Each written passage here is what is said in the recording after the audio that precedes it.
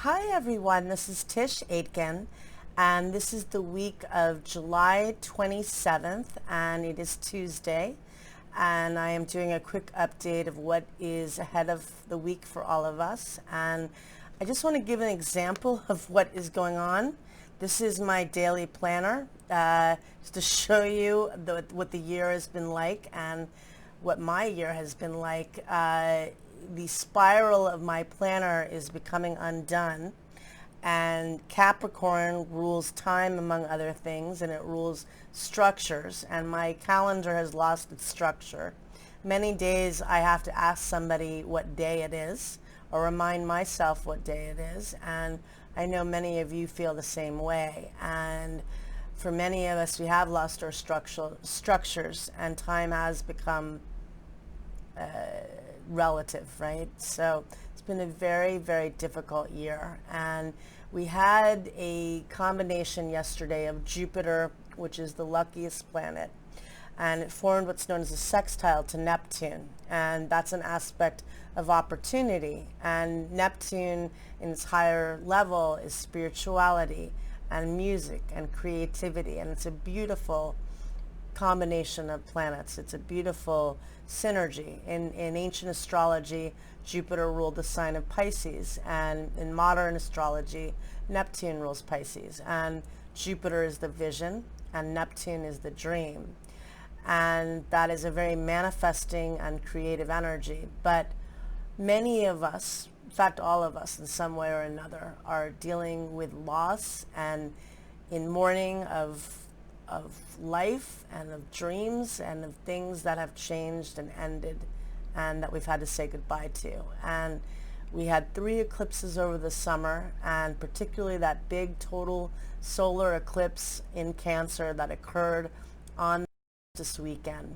I know a few people that I can think off the top of my head that are either born under the sign of Cancer or have heavy Cancer in their charts, and they celebrated a birthday but also had to say goodbye to a loved one in a short period of time. And unfortunately, that is the kind of year that we're in. And it is, I don't want to be doom and gloom, but I want to be real about what we're all dealing with, that we're dealing with a lot of loss and a lot of sadness, and we're having to keep structure in very unstructured times and keep our wits about us. And we have to come together during this time. And I've talked about this before, but as we get in the month of August, the Mars energy is still direct. It's not retrograde, although it entered its shadow as of the over the weekend, I believe. It entered its shadow.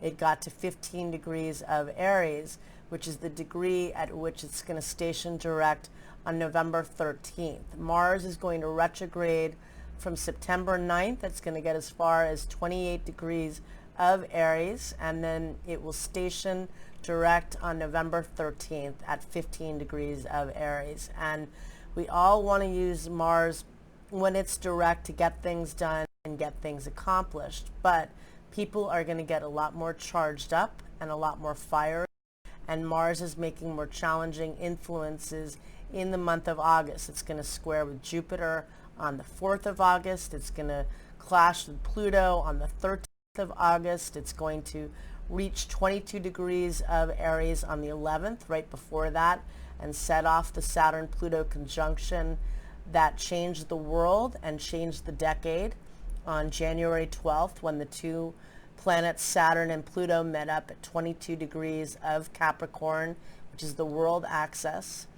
And towards the end of August, Mars is going to square Saturn in the sky, and Saturn rules all the planets in Capricorn on the 24th, and that's a feeling of restriction. People are going to get more frustrated and more angry and more agitated. But what do we do with this? Well, we tap into some of the beauty that happened yesterday, although it's really hard to feel it, but that's a very manifesting energy, that's a very healing energy.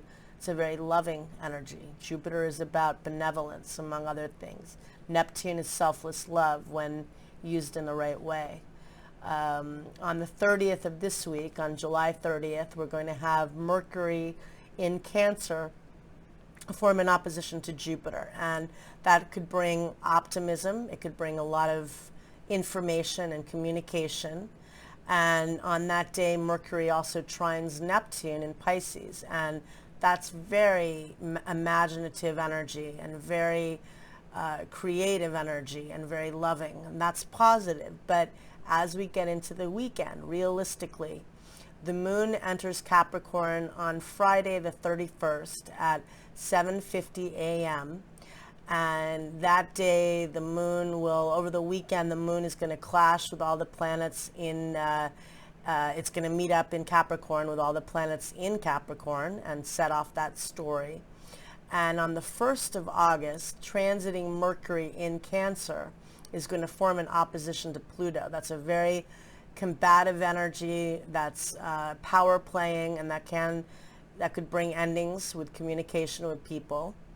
And on the 2nd of August, the sun in Leo squares Uranus in Taurus, and that can be unpredictable.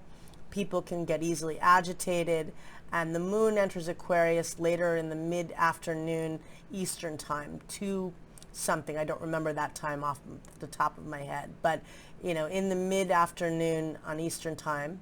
And Aquarius is ruled by the planet Uranus, so that Uranian energy of brilliance is rampant, but also of rebellion and of upheaval and chaos, especially with the sun square Uranus. So realistically, it's going to be a challenging weekend, and for all of us, we're in Leo season, which is very exciting, and we need creative fire. We do need some fire in the sky for all of us to feel enthusiastic, but a lot of us are dealing with very challenging circumstances. Everybody on some level is impacted, whether directly or indirectly, and the agitation and the anger is going to accelerate in the month of August. So we need to find positive channels of it. We want to tap in to the Jupiter-Neptune energy that's still in the sky, which is about loving and helping other people, about manifesting and being creative. Leo is the most creative fire sign. Tap into that. And on the 30th, this week, the middle of the week on Wednesday, when Mercury is making positive aspects to, it's opposing Jupiter and it's trining Neptune, but still thinking in a bigger way and hopefully in an expansive and creative way. The moon will be in Sagittarius that day, tapping into optimism and faith. Over the weekend, more of a reality check for all of us. Spirals coming out of our notebooks and our planners, but we need to plan ahead and keep planning and keep moving ahead.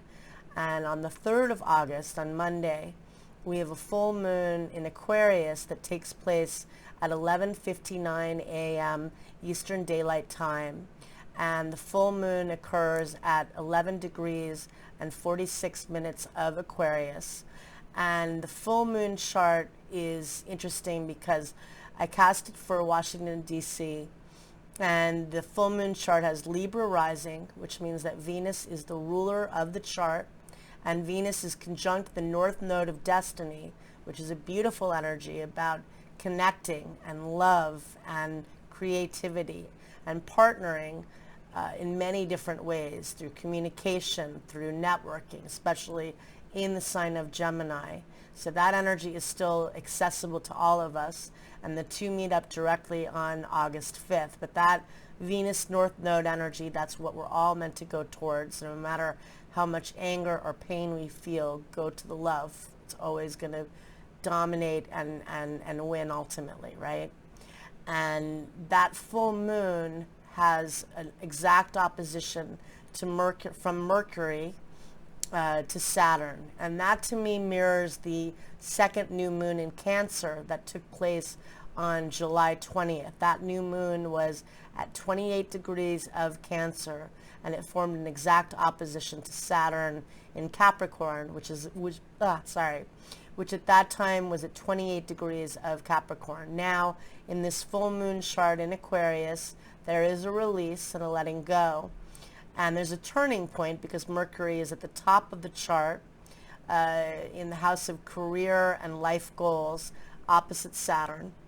And Pluto, which is the planet of death and rebirth, is exactly conjunct the bottom of the chart, which is the angle of home and family and security. And for all of us, security right now is tentative, is tenuous, but we are rebirthing ourselves. We are acting in Capricorn fashion and rebuilding and restructuring and continuing. And just work with what you have. Mars is still direct, although much more easily agitated in the month of August, but it's not retrograde until September 9th. Lay low on the days you know where people are going to be more irritable. The 4th of August, the 11th through the 13th, things could get a little bit tense. The 24th of August, but there are some wonderful dates to work with. And Venus coming together with the North Node of Fate in the beginning of August is very lovely energy for partnering and for creating and for doing something you love. So I wish you all a lot of luck.